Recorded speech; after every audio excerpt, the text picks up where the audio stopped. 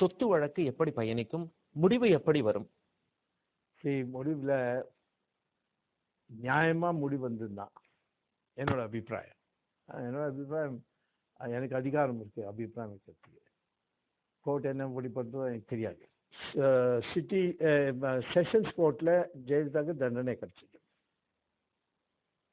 உங்கள்கிட்ட இது குற்றம் என்னன்னா வருமானம் மீதி உங்களுக்கு சொத்து இருக்குது தானே, 53 கோடியோ 53 crores. இது அப்பீலில் ஜெயலலிதா போனால்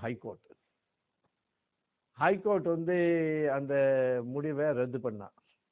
ஆனால் என்ன சொன்னா, ஆமாம் உண்மைதான், ஜெயலலிதா வந்து வருமானம் மீதி சொத்து இருக்கு இவருக்கு. ஆனால் 53 crores இல்லை, 3 கோடி ரூபா. அது என்ன, ஒரு 10% வருமானம், ஒரு 10% ஜாஸ்தி தானே. அதனால் நாங்கள் வந்து இதை கவனிக்கிறது இல்லை. ஆகவே அவளை ஃப்ரீ பண்ணுறோம். அதுக்கு அர்த்தம் வந்து செஷன்ஸ் கோர்ட்டோட ஜட்மெண்ட்டை அவர் வந்து அகற்று பண்ணல, அந்த ஆதாரத்தை அகற்று பண்ணல, அது ஆதாரத்தை வந்து ரிஜெக்ட் பண்ணல. ஸோ ஜெயலலிதாவோட வழக்குங்கன்னா என்ன தவறு பண்ணாலும் அது என்னன்னா வந்து சுப்ரீம் கோர்ட்டில் போய் அந்த ஹைகோர்ட் ஜட்மெண்ட்டையும் சேலஞ்ச் பண்ணியிருக்கணும். 3 கோடி ரூபா அதுவும் தவறு, வருமானம் வந்து ஜாஸ்தி வந்து சொத்து இல்லை, 3 கோடி இருக்கட்டும், இல்லாட்டா 2.383 எக்ஸாக்ட்லி, 10 இருக்கட்டும், 53 இருக்கட்டும், எத்தனை பேர் இருக்கட்டும், ஆனால் அப்படி இல்லை, அந்த கணக்கே தவறுன்னு சொல்லியிருக்கணும், சொல்ல.